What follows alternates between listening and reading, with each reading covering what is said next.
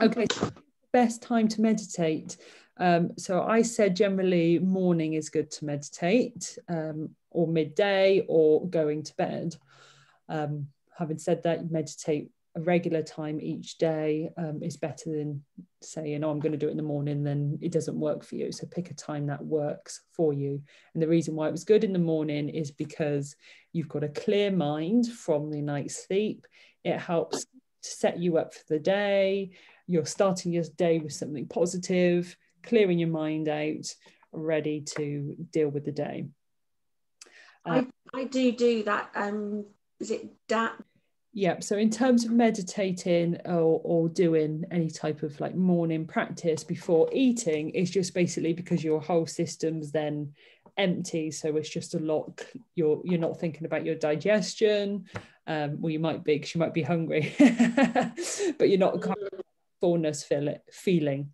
And also to move, such as kind of like the low arm patting before you've had something to eat, is just really kind of starting yourself up on a fresh day, rather than, because when you eat, really you should sit down and rest after, rather than eat and then do movement after, because you need to allow that digestion to go through.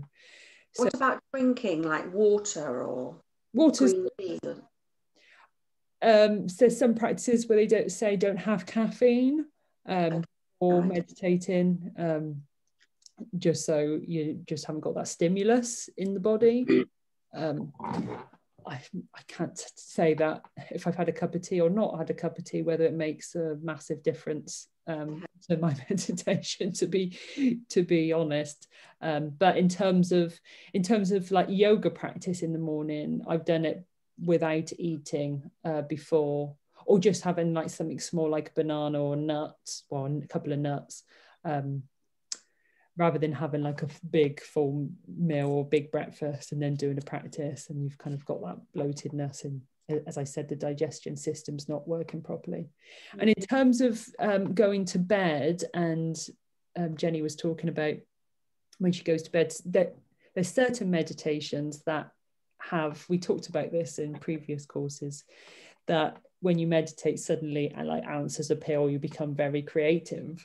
So Jenny was asking, what do you do if that kind of happens at nighttime, and then should you still be meditating? She was talking about yoga nidra. For those that don't know, yoga nidra is similar to a body scan. So that's in more mindfulness, where you're lying on the floor and basically you scan through the body from the head down to the toes, body part by body part, allowing each body part to relax and let go. And the reason why that works, and perhaps I'll talk about that as well in a moment, or next week I'll probably talk about that because I've got the notes in the studio, is because we're going through the same cycles we go through when we go to sleep. So it's putting us into that relaxed state of mind. If you do find that there's certain meditations that make you more creative, I would recommend doing those earlier, perhaps not at bedtime. Or if you're doing it at bedtime, you're going to bed earlier, have a little notepad nearby, so then you can just scribble down what creative ideas come, and put them to the side. So yeah,